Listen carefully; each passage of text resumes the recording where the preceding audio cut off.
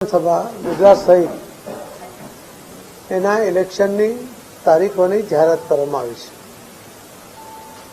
એના notification, form ભરવાની તારીખ, ચકાસવાની તારીખ, મતદાનની તારીખ કે બધા એની આપ બધા વિધિ 6 જ.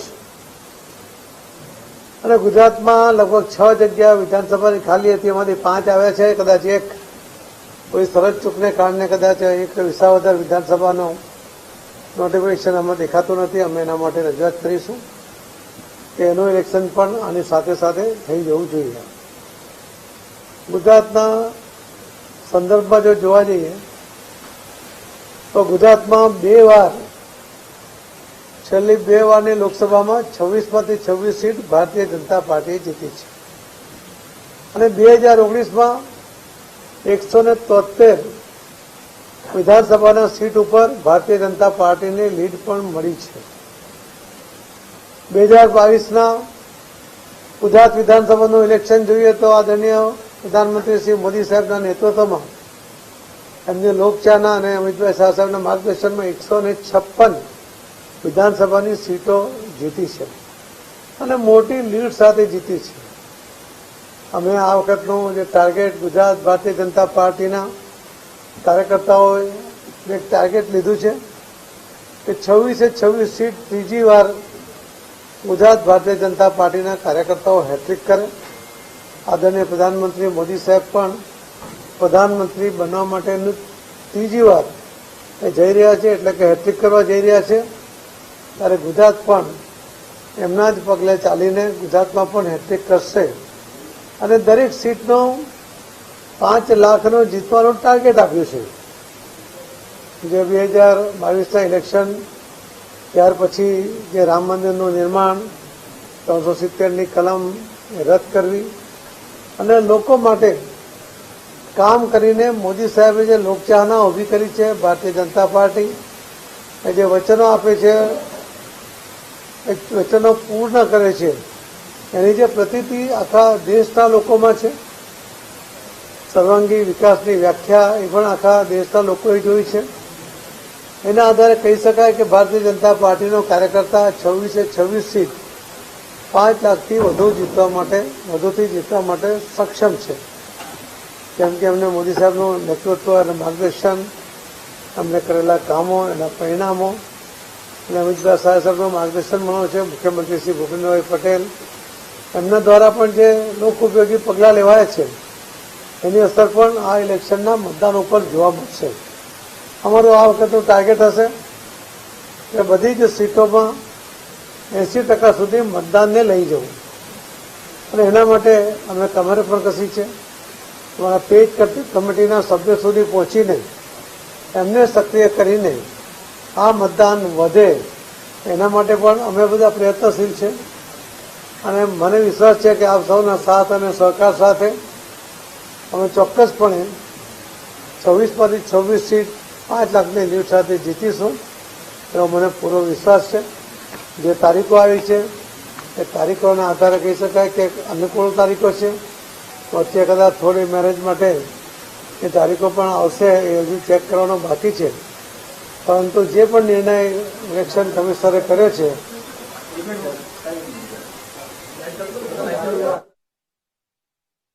એ ઇલેક્શન કમિશનની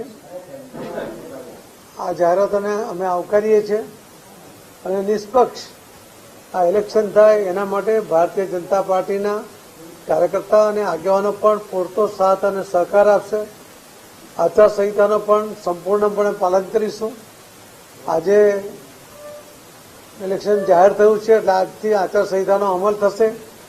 પણ ઉમેદવારો માટે તો જ્યારે ફોર્મ ભરે છે ત્યારથી આચારસંહિતા એમને લાગુ પડે છે.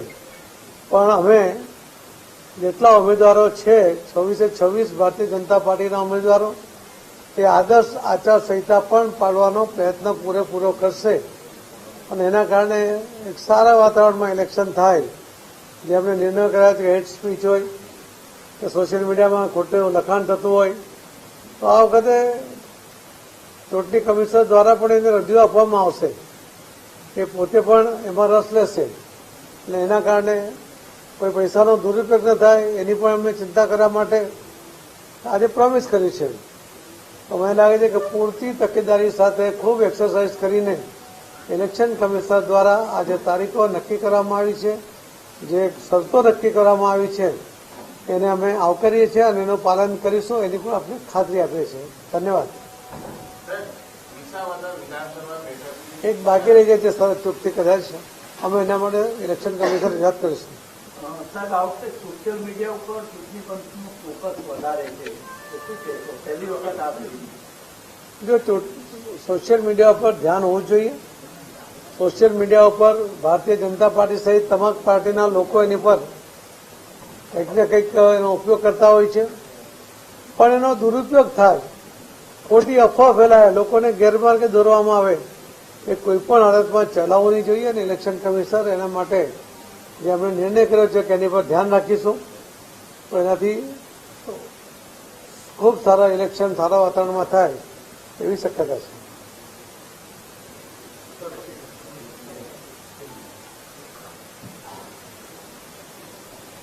नमस्कार. आज इलेक्शन कमिश्नर द्वारा पूरे देश में लोकसभा और अलग अलग राज्यों में 26 विधानसभा का इलेक्शन की तारीख डेट उन्होंने तय की है. कौन से चरण में, टोटल 7 चरण में से कौन से चरण में कब उसकी क्या प्रक्रिया होगी वो भी उन्होंने डिटेल आपको दिया है. उसके लिए मैं उसकी बात नहीं करता, मगर इलेक्शन कमिश्नर ने जो कहा है कि हम स्वच्छ इलेक्शन हो, प्रामाणिक इलेक्शन हो, उसके लिए हम पूरी कोशिश करेंगे. हम प्रिंट मीडिया के एडिटर को भी कहेंगे कि उनके यहाँ अगर कोई एडवर्टाइज आती है तो प्रामाणिकता से उसको एडवर्टाइज के रूप में ही ले और उन्हें बता दें. उसके साथ साथ सोशल मीडिया के ऊपर भी उन्होंने वॉच रखने के लिए कहा है कि अगर कोई गलत बात करता है या गलत कुछ अफवाह फैलाता है तो उसके ऊपर भी वो एक्शन लेंगे. ये भी बहुत अच्छी बात है. कई लोग झूठे वादे करते हैं, सोशल मीडिया पे चलाते हैं, उसको भी उसकी वजह से रोक लगेगी. तो उन्होंने जितने एक्सरसाइज की है मुझे लगता है कि बहुत अच्छा इलेक्शन करने का मन बनाकर इलेक्शन कमिश्नर ने ये सब निर्णय किए हैं. मैं उनको अभिनंदन करता हूं, तो उनकी पूरी टीम को अभिनंदन करता हूं. और उन्होंने जो डेट तय की है उसके ऊपर हम सम्मत हैं. साथ में जो लोग आचार संहिता जब लगती है, आचार संहिता लगती है, मगर जो कैंडिडेट होता है वो जब फॉर्म भरता है जब उसे आचार संहिता लगती है. मगर हमारे कई कैंडिडेट के नाम भी डिक्लेयर हुए हैं, उनको आचार संहिता नहीं लगेगी जब तक वो फॉर्म नहीं भरेंगे. मगर आदर्श आचार संहिता का हम पालन करेंगे, ये विश्वास हम गुजरात के लोगों को भी और इलेक्शन के कमिश्नर को भी आपके माध्यम से दिलाना चाहते हैं. धन्यवाद. गुजरात की 26 लोकसभा सीटें वो कितने वार्ड से जीतने वाले हो और ज्यादा मतदान हो तो उसके लिए क्या पता? हमने हमारी पेज कमेटी जो गुजरात से शुरू हुई थी उसको वापस ब्रशिंग करके उसको भी वहाँ सक्रिय कर दिया है. बीजेपी के पास और गुजरात बीजेपी के पास टोटल मिला के 1,21,00,000 प्राथमिक सदस्य भी है. हमारे पास 74 लाख पेज कमेटी के मेंबर है. जो प्राथमिक सदस्य है वही कई जगह रिपीट होते होंगे. मैं इन सबको सक्रिय करते हुए ज्यादा वोटिंग हो उसके ऊपर हमारा पूरा भार रहेगा. 2 बार गुजरात में पहले भी 26 में से 26 सीट भारतीय जनता पार्टी ने जीती है. इस बार भी हम 26 सीट जीतेंगे और 5 लाख से भी ज्यादा वोटों का लीड लाने की हमारी कोशिश रहेगी.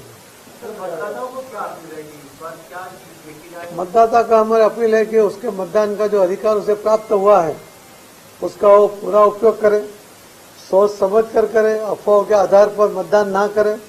देश का भविष्य क्या है, उनका भविष्य क्या है, आने वाले उनकी पीढ़ी के लिए कौन अच्छा कर सकता है, उसके ऊपर पूरा सोचकर निर्भय होकर उन्होंने वोटिंग करना चाहिए और वोटिंग का अधिकार का उपयोग पूरी तरह से करना चाहिए.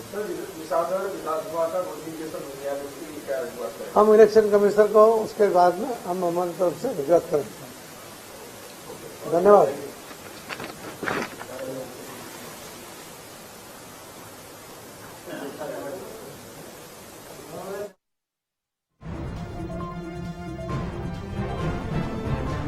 તો 6 માંથી 5 બેઠકો પર પેટા ચૂંટણીને લઈને આજે જાહેરાત કરી દેવામાં આવી છે. વિસાવદર બેઠકને લઈને હજી જાહેરાત કરવામાં નથી આવ્યો. કોઈ જ ઉલ્લેખ વિસાવદર બેઠકની પેટા ચૂંટણીને લઈને નથી થઈ. CR પાટીલ કહી રહ્યા હતા કે જાહેરાત કોઈ ટેકનિકલ કારણોસર રહી ગઈ હોય તેમ લાગી રહ્યું છે અને રજૂઆત પણ કરવામાં આવશે.